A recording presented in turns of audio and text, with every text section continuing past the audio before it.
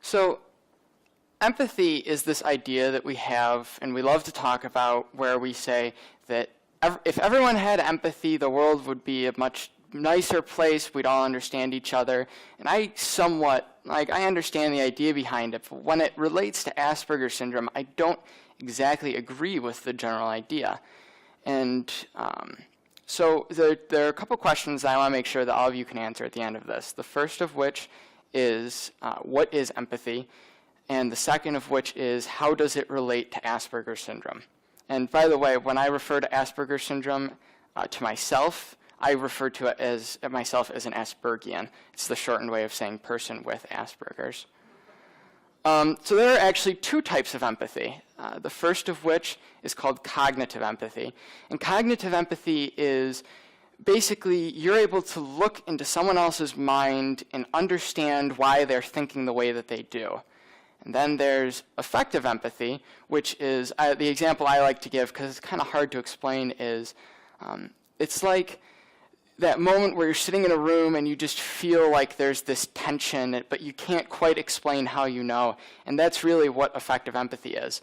And I always like, I always like to say that I'm glad that I'm missing affective empathy and not cognitive empathy, because if it was the other way around, technically that would make me a psychopath or a narcissist. So I'll take the loss of cognitive empathy. There's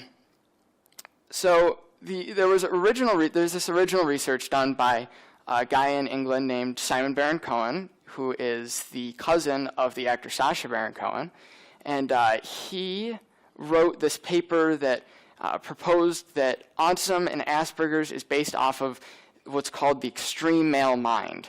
And he wrote early on in the paper that some of the findings were that autistic people and Aspergians didn't have empathy. But he also prefaced it right before and said, but we couldn't separate cognitive and affective empathy. The problem was the psychological community saw the study, and when they revised the DSM-5 and the ICD-11, those are the current versions of the diagnostic criteria, they wrote, autism and Asperger's lack in empathy, and they never specified which kind it was.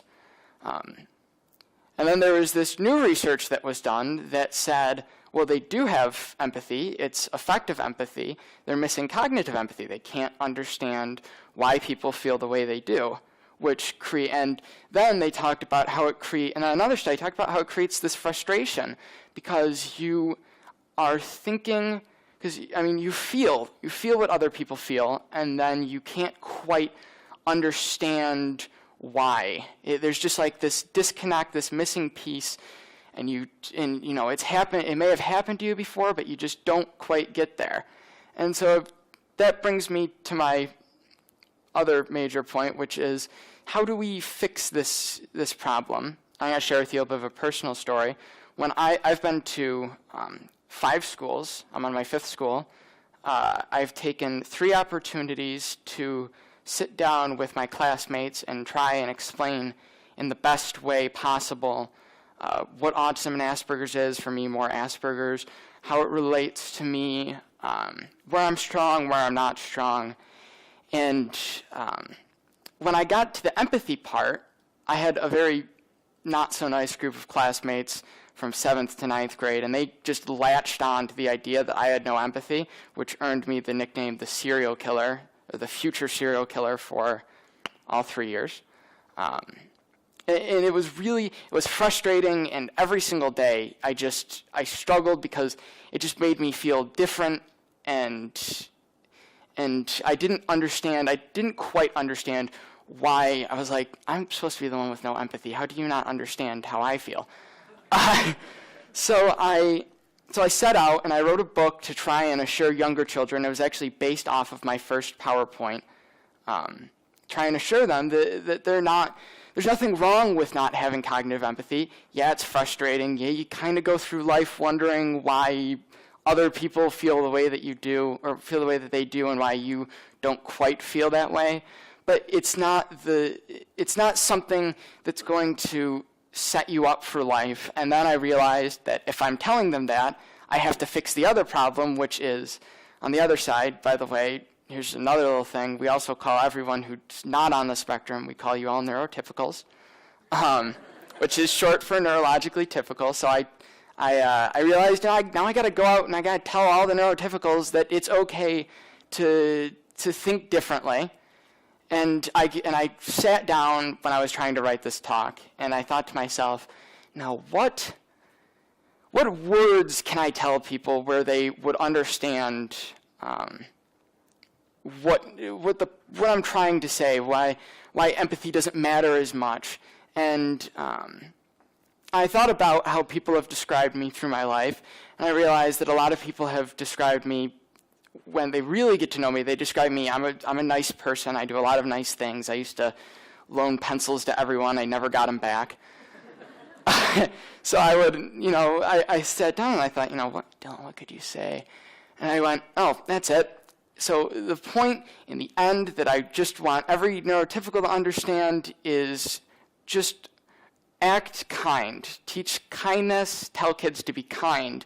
Empathy is too complex for some psychologists to understand, as it turns out. So, teaching these kids, I learned it in first grade. They said, Dylan, put yourself into someone else's shoes, which, another funny little thing, I don't quite understand idioms. So they said, Dylan, put yourself in someone else's shoes. I was like, why would I do that? Their shoes, my shoes are clean. I don't know about theirs. So, the point that I just wanted to get across, it's kindness. Every kid, I hope, understands kindness. You teach them to share, you teach them to be nice to one another. And empathy, I think that we should just kind of leave it alone, let the research play itself out, let us learn some more about it, and then talk about it in the adult population instead of with these little kids who don't understand. And yeah, that's the general amount of my presentation. Thank you very much. I hope that you all enjoyed listening to me and my moderate amount of jokes. So.